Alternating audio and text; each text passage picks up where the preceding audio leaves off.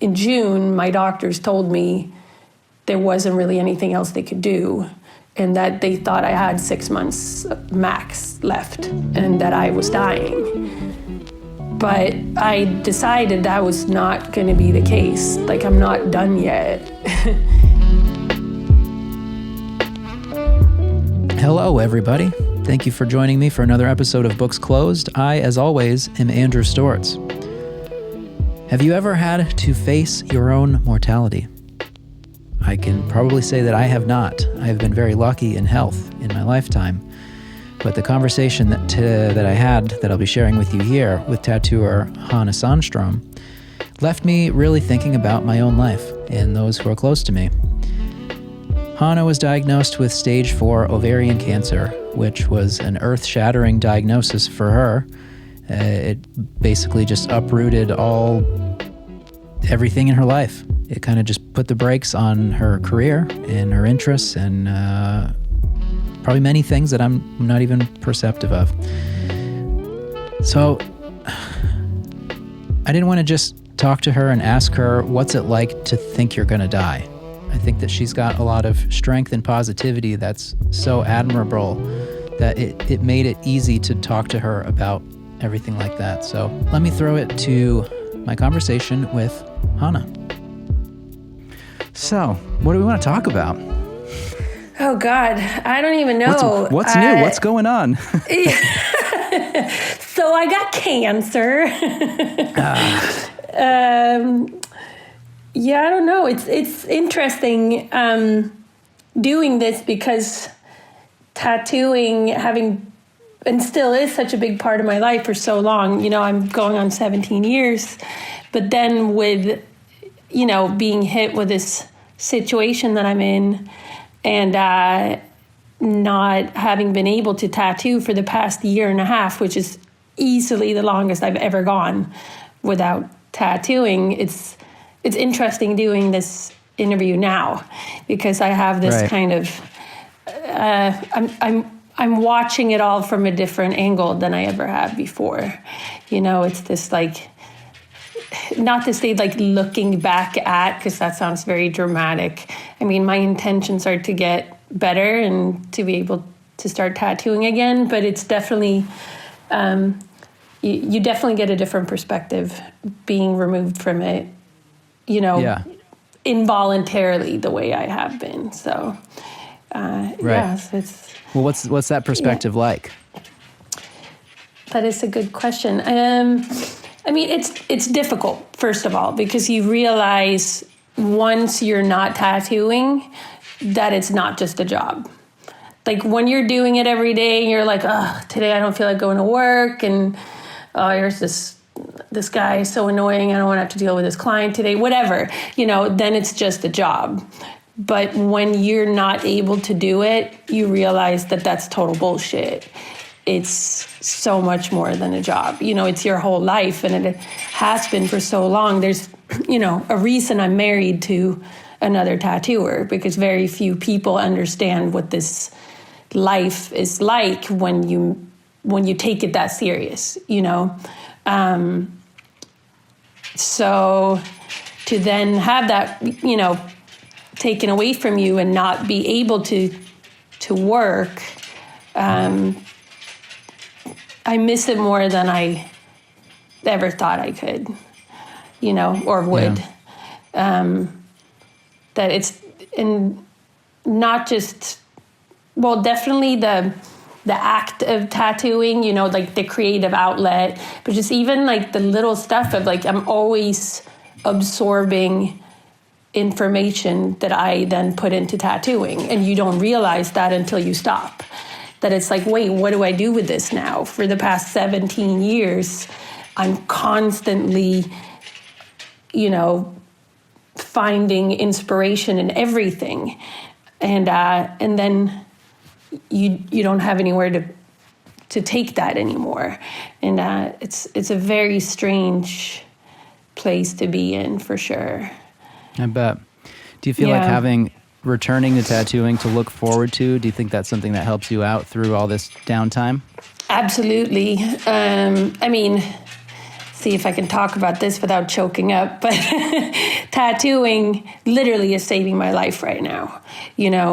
Like the support that I have received. And now it's ironic that we're doing this now because we just did another fundraiser because of the difficulties we're having financially because I can't work. I always choke up talking about this, but seeing that family and again, seeing that it's more than just a job, that it is a community that looks out for each other, and it's incredibly humbling. I'm like, who the hell am I to deserve this kind of support and this kind of outpouring of support that keeps me going. I mean, it's so cliche to say, but it's totally true. It's like you realize that it's not just you, that you have this, literally thousands of people who are in your corner and who want what's best for you. And, you definitely have some really bad days, and looking forward to tattooing is a huge part of this, for sure. It's like I'm lucky. I shouldn't say lucky because I've worked really fucking hard to become a tattooer, but to have this kind of profession that I can choose to turn it on and off depending on, my ability at, how well I'm feeling at any point. I'm hoping to be able to start tattooing even if it's just like one client a week or something, and to have that to look forward to. I mean, that's such a huge part of dealing with cancer is, and especially, when it's a very aggressive and far progressed, unfortunately, like mine is, it's literally like, do you choose to live? And having things that keeps you going, that keeps you hungry is everything. And in that regards, I feel very lucky to have chosen a profession that is so much more than just a job. That is something that I very much look forward to, and that is so encouraging. At this point, I'm sure a lot of people listening have probably seen some post about you in the last week or two, or even in the original GoFundMe that you had done. So for those that maybe aren't familiar with your work or kind of your tattoo journey, let's flash back a little bit and kind of go back to the beginning. I feel like it's a cliche on podcasts to say, let's talk about where it all started. But I think just for some groundwork and a foundation so people kind of know. Absolutely. So how'd you get your start in tattooing? Well, to really jump back, I'm originally from Sweden, born and raised, and I moved to the States in the end of 99, beginning of 2000. Totally dating myself here, but I've been drawing my whole life. Also, another cliche. So I've been drawing since I could hold a pen, blah, blah, blah, whatever.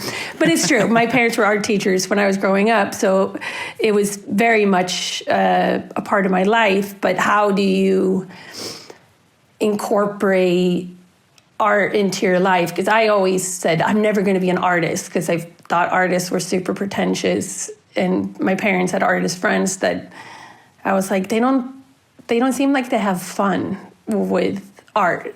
And, I'm an old punk. I grew up in the punk scene. So it was like, it kind of just fit me. So early on, I wanted to get tattooed. And I think for a while, I didn't really think about the fact that I could do it for a living. Because, we're looking at the 90s and there were a handful of tattoo shops around, but it was a different world for sure when I started getting tattooed. But then after I moved to the States, it took a little while before I could get tattooed here because I moved to Boston and it was illegal still at that time. So I was trying to figure out how I could get tattooed. And through a friend of mine, I was working at an art supply store. My friend, Ruben Kaiden, who is also a tattoo artist, in Boston introduced me to Marcus Kuhn, who I was familiar with his work through, we used to have tattoo magazines back then. The only way to get inspiration before the internet. And so I started getting tattooed by Marcus. He was in Portland, Maine at the time. And I'd drive up and get tattooed by him. And I talked with my ex-husband about like how I wanted an apprenticeship, but how hard that was to come by. And I was doing my terrible, terrible drawings, attempting to draw a tattoo flash based off, again, magazines. And he was, my ex was very encouraging, and he was like, what if you could get an apprenticeship with Marcus? And I was like, that'll never happen. But he ended up announcing that he was looking for an apprentice back when people were doing that. And and by then I had been bugging him for a few years, sending him, whatever flash I was attempting to do and whatever drawings I was attempting to do. I kept sending it to him to have him critique it. So I guess by the time I asked him about the apprenticeship, I'd already been, showing him for a few years that this is something that I was very serious about. So, but it required me to... He just didn't realize it. Yeah, exactly. Or maybe he had, he, there's a lot of stories about Marcus out there, and I'm going to let people, have their own opinions about things, but he has always been very, very encouraging of me. And I would call it doing time, apprenticing with him. But it was good. It was definitely hard. He didn't go easy on me, and that's what I wanted. I didn't want someone to treat me different because I was a girl, for example, to go easier on me. Like, again, being an old punk, like, I'm very comfortable in like the guys club. I've always been comfortable in that world, and I want to be treated as an equal with whatever that entails. That also means that I have to play by the exact same rules as any of my male peers. So he definitely never treated me differently because I was female, and I always appreciated that very much. We always had a mutual respect as far as that's concerned. So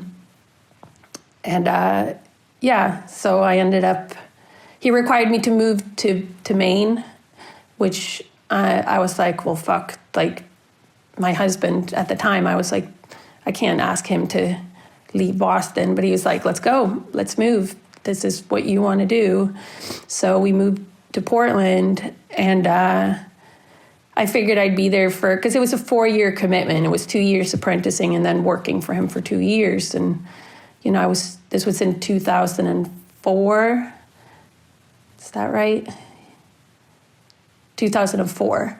And so I was 24 at the time, and that was the biggest time commitment I'd ever made at that point. I didn't finish high school. I didn't go to college. I never made any commitments like that before, but this was also the first time that it was something I wanted to put that kind of commitment into, that this was like something that I really wanted and I'd wanted for a long time.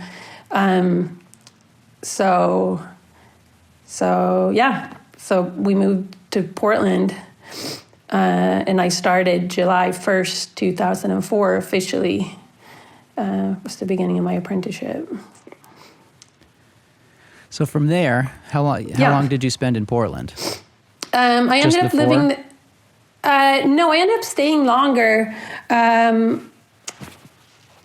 me see. I ended up living there for 5.5 years. I worked with Marcus for about, 4.5 years. He was going through some of his own shit at that time, and he didn't want to continue having a studio. He wanted to have a private studio. So early 2009, he closed the shop was called Just Good Tattoos. He closed the shop, so me and one of my coworkers, Cindy Poppenfuss, who is a very talented tattooer in Portland, Maine. She was an apprentice under him also, and Billy, who you work with, Billy Roca, they were both apprenticing under him. So when he closed studio, Billy moved back to New Hampshire, and me and Cindy ended up opening our own shop. Because at that time, there was really nowhere else where we wanted to work in Portland. So we said, well, let's relocate to our own space. At this point, it was definitely sooner than I'd planned to open my own shop, but it was the right time. Sometimes decisions are made for us. So we opened a studio called Squid and Whale, and that was some of the best years of my life, working at that studio with her. We had a really amazing time, and a lot of huge support from the community in Portland too, because it wasn't like we were moving in from some other town and invading their space, but we were already there. It was more just in a new studio. So it was cool to see their support. We had a really good time.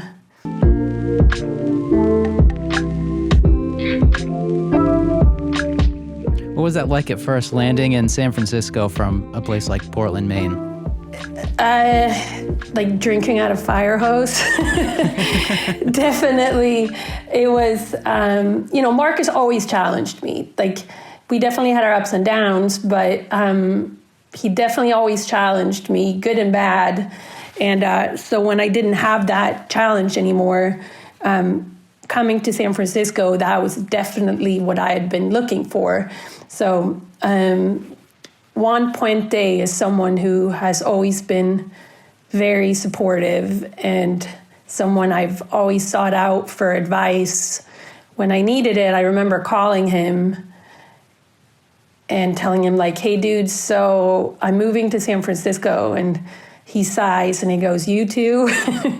But his advice was, pick the top 5 shops you could think of and don't settle for less.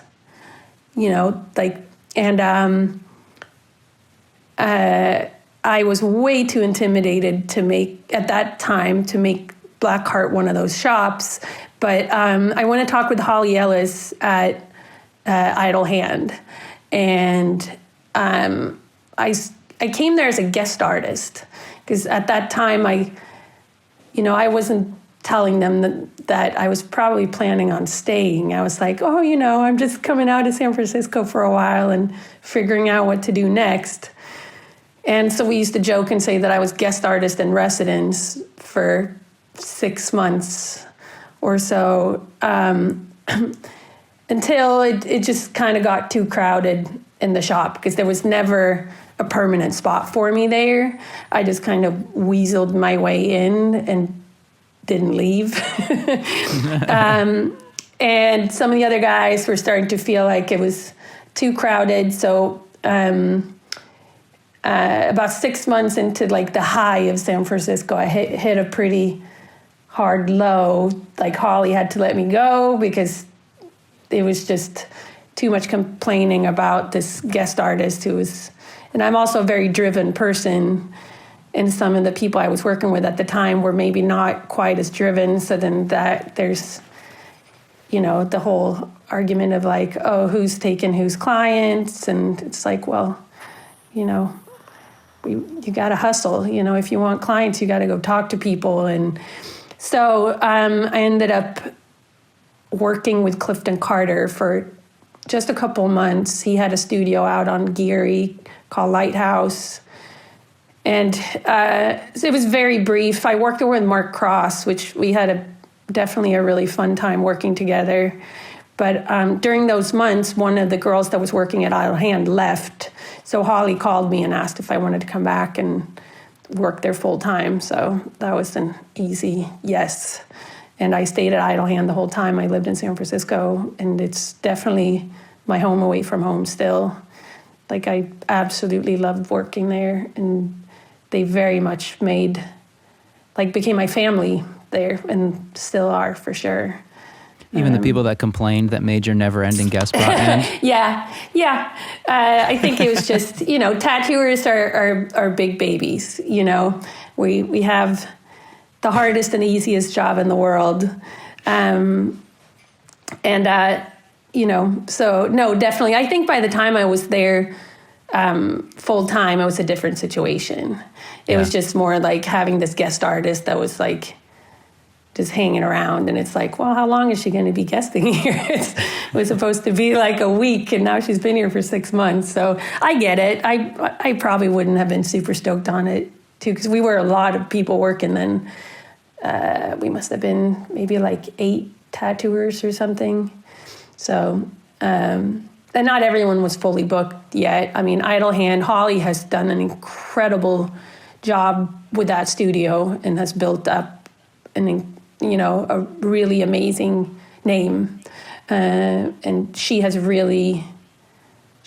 I've never had a better boss ever in my life. Like, Holly Ellis is, she's an amazing person. She's a badass, and definitely not a wimp. Like, we very much have similar ideas, like being females in this industry. We have very similar ideas about that. We don't want special treatment. We don't want, the handicap card. We want to be treated as equals on every level. And that means it's up to us, like how thick is our skin? Because there's always going to be assholes, there's always someone that's going to say something stupid. Well, how much power do I want to give them, and how hard am I willing to work to be the best, Do you feel like you've had to overcompensate through your career to like truly feel like you're being treated equal? Or have you felt pretty comfortable and been in supportive enough environments where you haven't had to feel like you're, like going uphill the whole time? Yeah, I think I've been lucky because I definitely know not everyone has had my experience. I definitely know other female tattooers who have had really horrible experiences. So I definitely don't want to downplay what is out there for a lot of individuals. But I've definitely been lucky in that regard. It's like, again, Marcus definitely...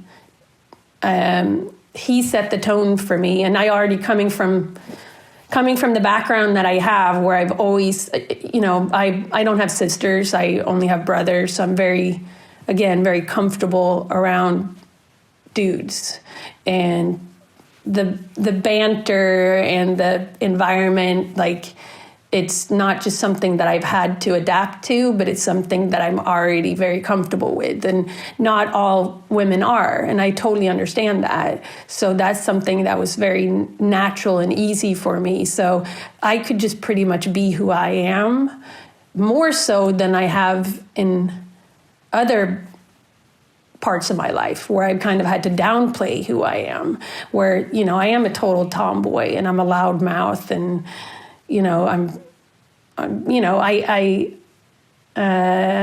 so this was definitely a world that I was drawn to because I could be exactly that person, and it was to my advantage. Whereas, in other worlds, it may be too much, so to speak. So being, I'm hyper social. I say I'm a social introvert because I actually don't socialize that much, but when I do, I am hypersocial. Maybe it's the job that we have too, that we're so social at work all day. We're with our clients and our coworkers all day, that when I'm done at work, I'd rather just be at home. I'm a total homebody, Yeah, it's interesting to hear you explain how driven and how work focused that you have been for so long, that it's hard to picture you not tattooing now for the last year and a half. And probably for the first time, just really focusing on, the simpler things, or the things that we take for granted. And so what has that been like, making that adjustment to really, your main focus becomes just yourself and your health and these, the things that you don't think about otherwise? It's been interesting. I mean, I'm a seeker by nature. I've been fortunately going to therapy for years off and on prior, and ironically that kind of laid this groundwork for dealing with this, because it's not just a physical situation that you're in being sick, but it's a mind fuck. Like, definitely, I mean, any level of cancer is a mind fuck, but by the time I was diagnosed, I'm stage 4, which, for those who don't know, because I've had people go, well, at least it's only stage 4. And I'm like, actually, that's 4 is 4 out of 4. It's the most advanced. And to do my little spiel, like, I have ovarian cancer, and unfortunately with ovarian cancer, there's no screening. There's no, people have asked, like, no one picked it up on a pap smear or something. It doesn't work like that. It doesn't show up in that regards. And unfortunately, it's almost always diagnosed in a late stage because the symptoms are so general. So I wasn't just faced with cancer, but I'm faced with late stage cancer with a very high probability of death. I still am. So what do you do with that? I'm not dead now. Like my husband says, he goes, you're not dead and you're not dying. Like, I'm still here now. So how do you cope with that? Which is one of the hardest things. Well, it's easily the hardest thing I've ever had to face, ever. I had no idea how hard this was going to be. And, you have to face your own mortality. You have to literally think about, where do I want to be buried? What do I want my service to be like? I have to write a will, like these crazy things that I turned 40 in January last year, and things that you would never think that you would have to look at 40 years old, like, what do I want the people that I love and care about, like, what do I want to leave for them, But then there's also this, you basically learn to deal with things as if you only have a few months left, because I have already faced that. In June, my doctors told me there wasn't really anything else they could do, and that they thought I had 6 months max left, and that I was dying. But I decided that was not going to be the case. Like, I'm not done yet. So my husband and I started pushing harder than I ever have, and forcing myself. It's little things like, at that point I was sleeping 20 to 22 hours a day because I was so fatigued and my body was just shutting down. And I said, I can't keep going like this. So even if it was just like getting up and walking around the living room table, to just like force myself to build up my energy again. And it's like, I'm only dead if I decide that I'm dead. Like, I have this theory that I call suicide by cancer, that basically is the moment you decide that you're going to die from cancer, you will. Like, no joke. Like, there's nothing that doctors can do. And they even tell you that, like, your attitude is everything. And if I decide that I couldn't do it anymore, I wouldn't be alive for much longer. Like, I would have been dead by now. If I had taken their words to heart, I wouldn't be here right now. But you have to decide, like, every day, like, do you want to keep going? And that's insane to have to face that. But there's no other option in my mind. I mean, the same tenacity that I have applied to everything else in my life, to tattooing, I've also been working as an illustrator since I was 17. Alongside with everything, I applied to this. So I guess not being able to tattoo, that same outlet is put into survival right now. It's like, so every day I'd walk, well, let's take one more lap around the living room table. Like I had zero appetite, but it's like, I can eat fucking one more bowl of yogurt or whatever the fuck it would be, whatever I could eat, And all I could picture was like, if I do this, then I get a little bit stronger. Like I had a period about 5-6 years back when I was training a lot. Like some people may remember this because I was doing bodybuilding. I just, again, with everything, I just have to see if I can do it. And I'm not just going to go to the gym, but I'm going to compete in a bodybuilding competition. And I did, and I got a tiara. But that same tenacity that I used in training, I can use now. That I remember, like, if I do one more rep or, one more drawing or one more, that's when I get better, So I can use that same mentality now, that it's like when you're that tired and you just want to give up, you're like, just do that one more thing that's going to help you feel better. Like I moved to this little house now here in Sweden that's in the country, and I have a pretty big property, and I'll just go out with the dogs if I can't do anything else, if I'm too tired. And I'm like, walk one more lap around the house, like anything, just because I know that even if I feel like I'm too tired, it's going to pay off in the long run. And then I feel better the next day because I did, I ate some more soup or whatever. And I think tattooing is saving me in that way too. It's very much, it's like, it's a never ending growth potential, it's like you never get good enough. I think we all have a healthy dose of self-hatred that keeps us going. The day you think you're hot shit is the day you should quit. The day you think you know it all and you think you're good enough, that's the day you should quit tattooing, Right. And I think that's why I love it so much, is the endless possibility for growth. And that's what I'm using now, to stay alive. Yeah. So it's pretty cool.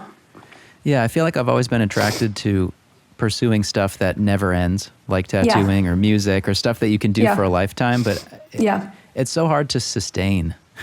Like on that path where you will never complete it, like you're never done. Yeah. That's what's great about it, and that's what's so difficult. But I can see how you can apply that now to using all your energies to be the best alive person ever. Which is good. So fucking alive. Yeah.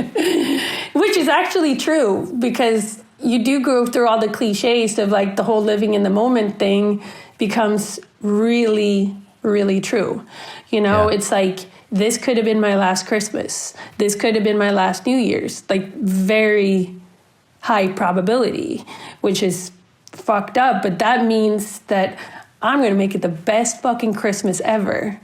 And then for all I know, there might be 20 more Christmases. And every one of them is going to be the best Christmas ever, because I'm living literally like it's my last. It's like we all say that. We all say like, oh, you got to live in the moment, which is fucking bullshit until it becomes real. Right.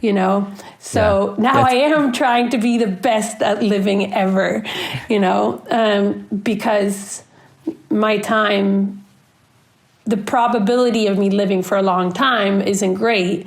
So I'm just going to get as much out of my life as much enjoyment and as much joy out of my life as I possibly can, while I'm still here.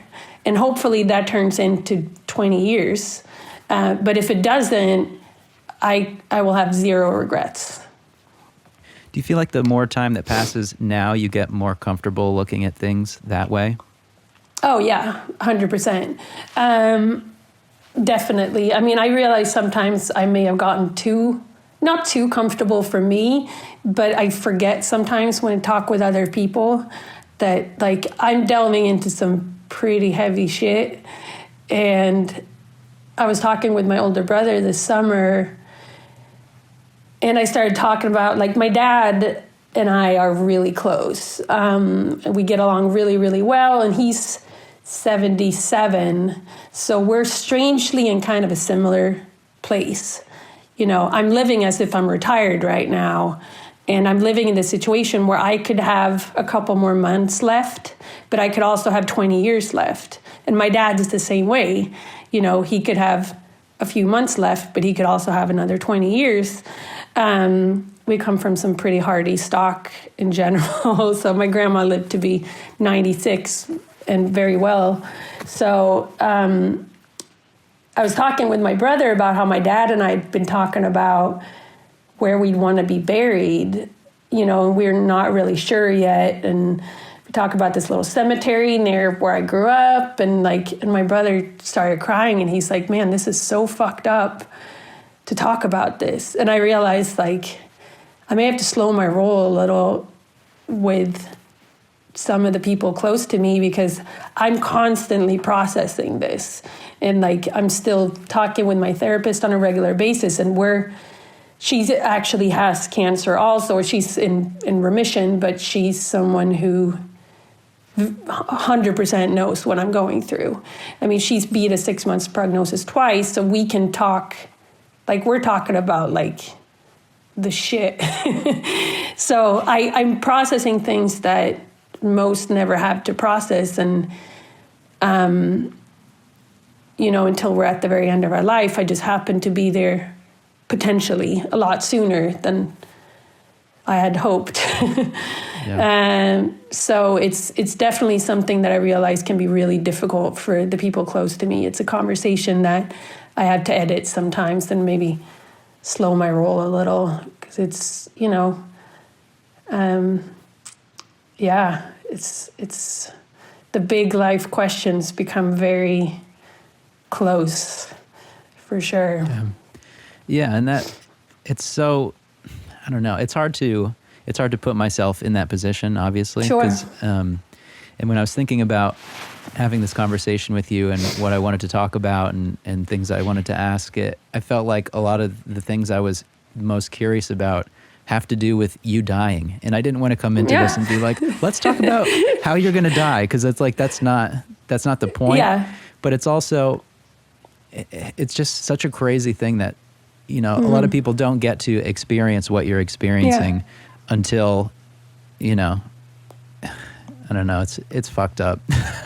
Yeah. It's hard. It is. No, it's hard to think about it. And it's hard to think about your reality and like when you wake up in the morning, what you think compared to what I think, which is like where we started this conversation. I'm thinking about that annoying client that I have next week or whatever. And it's like, it seems so selfish to think about things that way.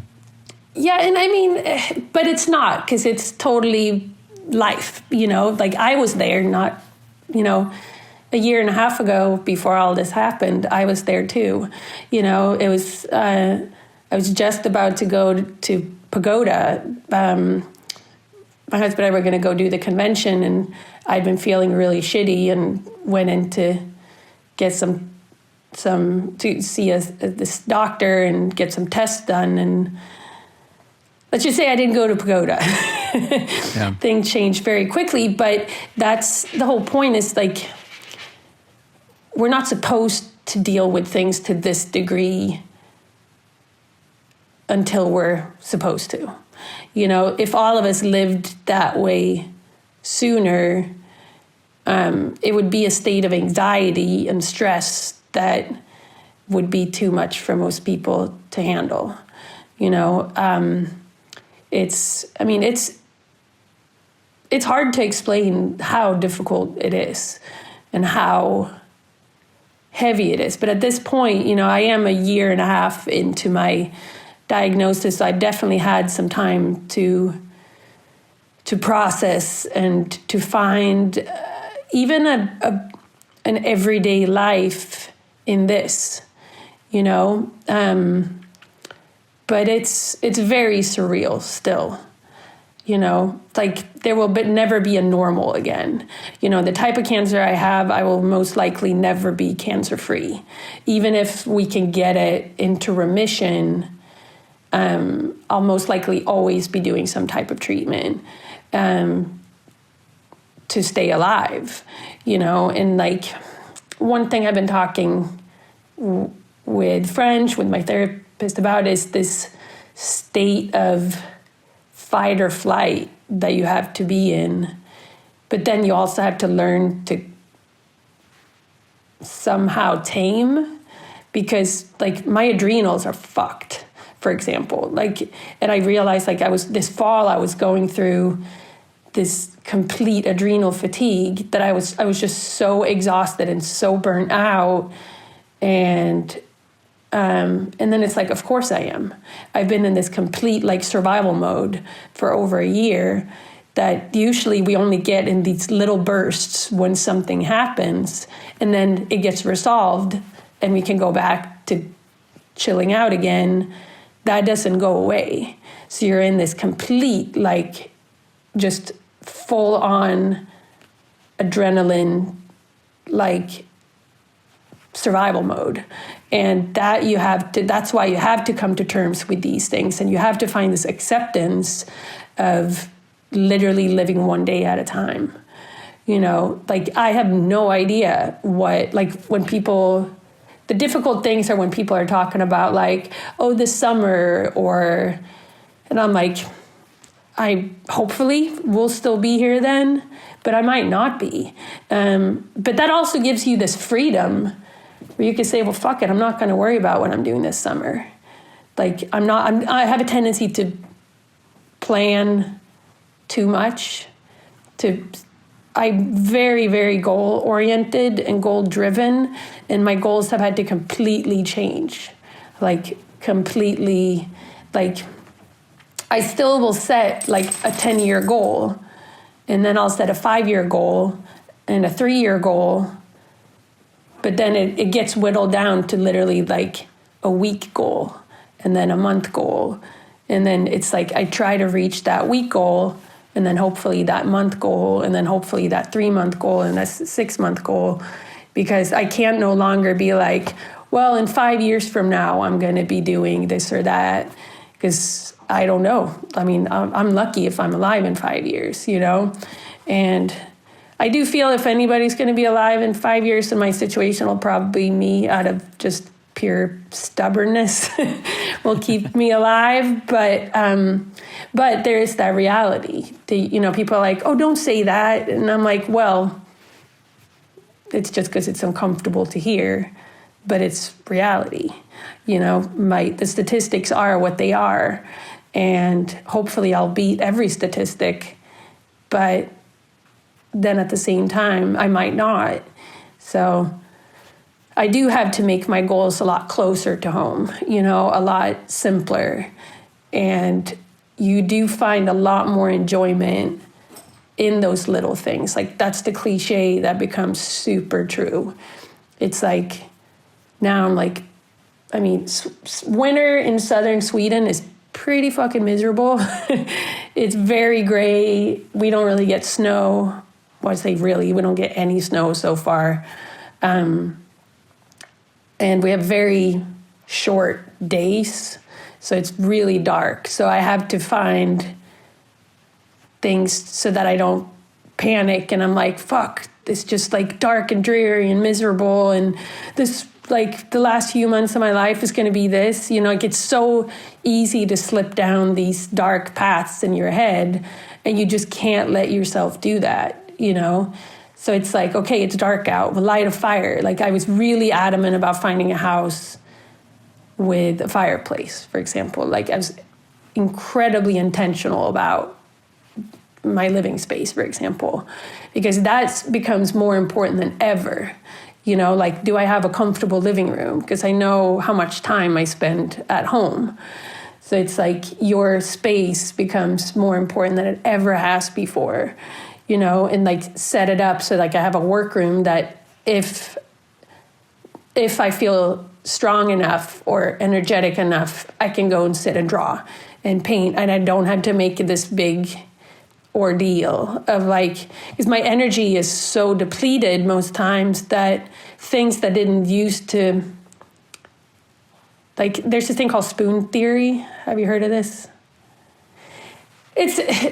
I'll have people Google spoon theory to get the longer version. I'm not going to waste time explaining, but basically it's this girl explained what it's like to live with a chronic illness to a friend of hers by, she had grabbed a bunch of spoons and she said, like, tell me what, she asked her friend, she said, tell me, what's your morning like? And she's like, well, you know, I get ready and I go to work. And she goes, no, slow down. Like, what do you do? And she's like, well, I get up and I take a shower. And she goes, okay, that's one spoon. And she's like, you know, your spoon represents your energy for the day.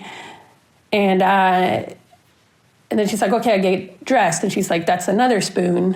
She's like, you know, and I get ready for work and I go to work. And it's like, by the time she had gone to work, she had already used half the spoons. And it's like, then at the end of the day, it's like, okay, do I go out to eat?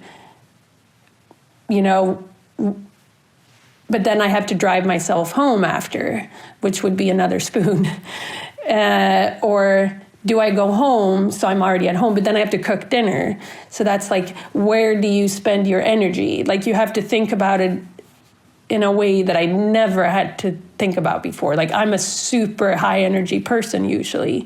So it's like I have endless energy. So now having to, you know, I use the spoon theory of like really being mindful about where I put my energy. So it's things like having set up areas already where I can do the things that I really want to do, so I can spend that little energy I have on exactly what I want to do and not waste it on like even things that seem insignificant, but like bringing out all my painting stuff and finding like, where did I put those brushes and where's that pad and where's that one piece I want to work on.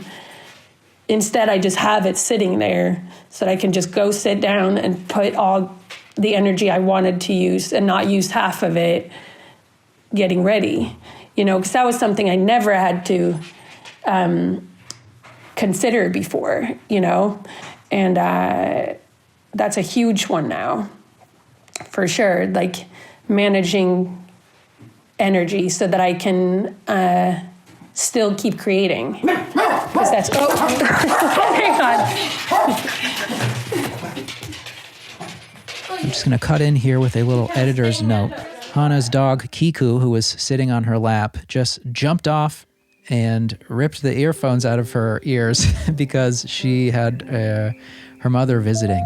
So that's what that was, and it was kind of funny. So if you wanted to see that, you can check that out on YouTube. But anyway, back to the show. Whatever. That was some excited dogs. My mom's here to help me with some stuff. Speaking of learning to ask for help too.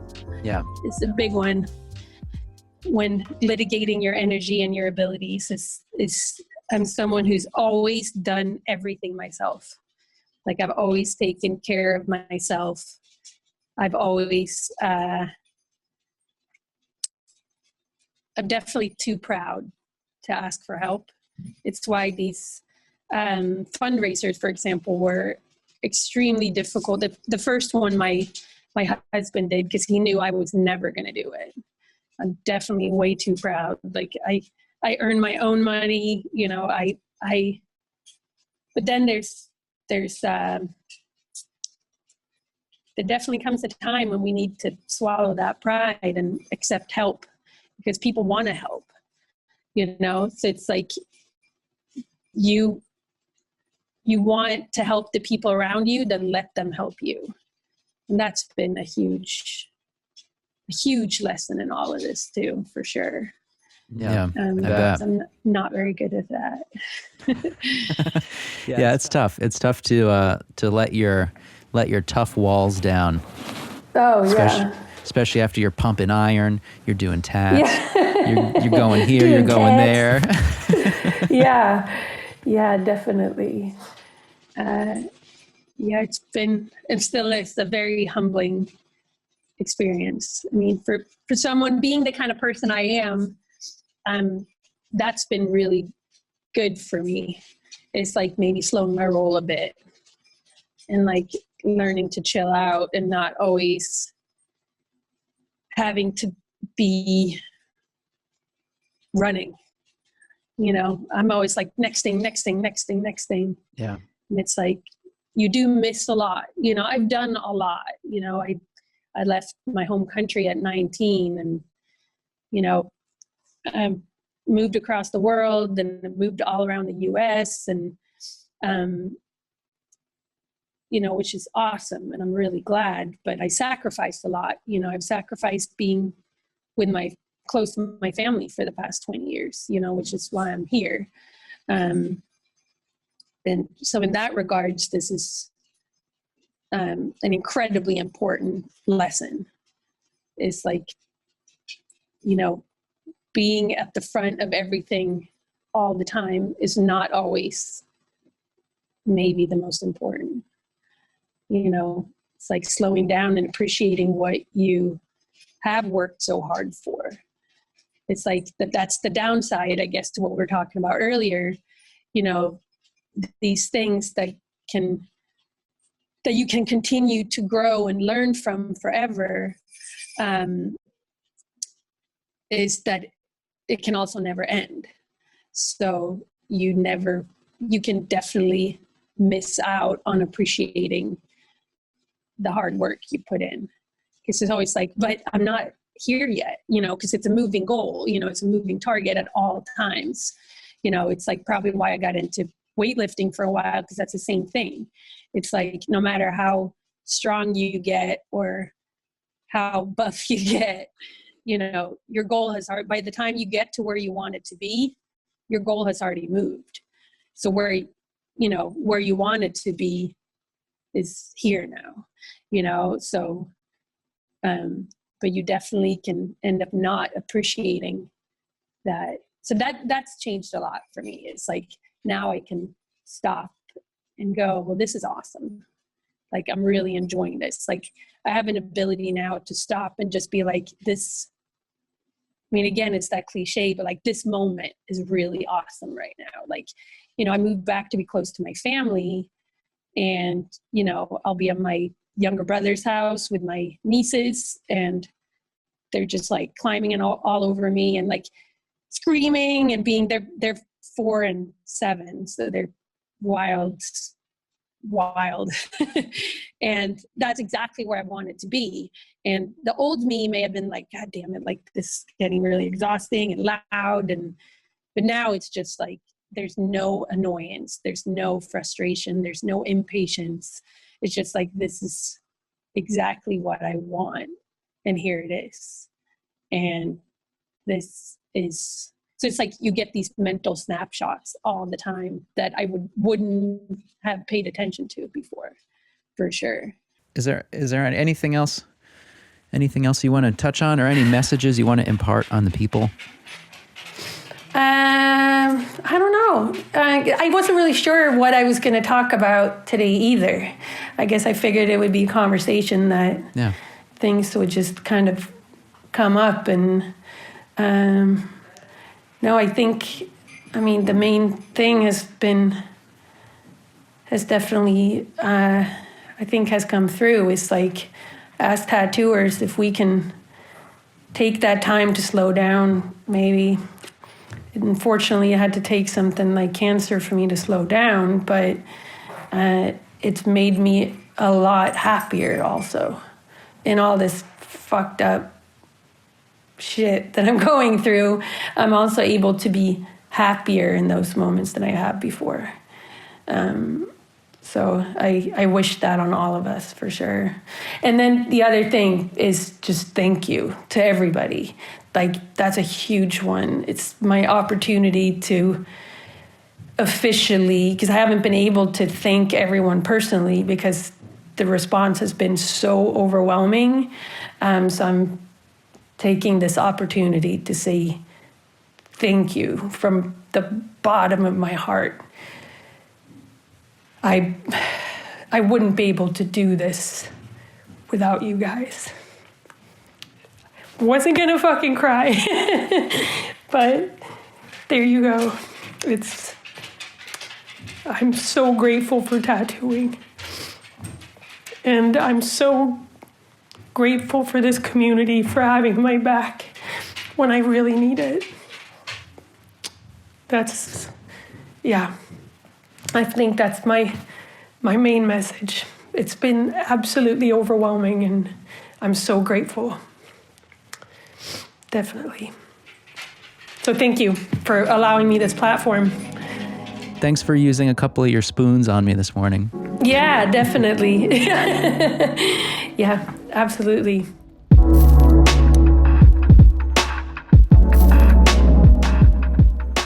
One last huge thank you to Hanna for being on the show this week. In the show notes, I will link to her Instagram so you can check out her body of work on there. And I hope you can all join me in sending her all of the good vibes. So that'll do it. But wait, before we go, after that digital trip to Sweden, talking to Hanna just now, I feel like something's coming up. När nålen med bläcket prickar, solen och fåglar nickar. You know, that's what they say.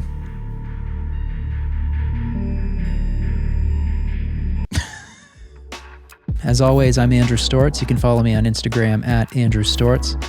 And if you like this show, please hop on iTunes and leave a 5-star rating and a glowing review. It really helps other people find the show who may not have heard it yet. And if you're watching this on YouTube, you can also subscribe to my channel. You can smash like. You can do all the things that all internet creators are always begging you to do, but actually do it this time because it goes a long way. Because let's be honest, you're not fucking paying me to make the show, okay? It's all for free. And I'm glad that I can do that for you. All it costs is smash that like button, okay? Capiche? Anyway, I'll be back very soon with another episode, another guest, and another conversation. Ta-ta.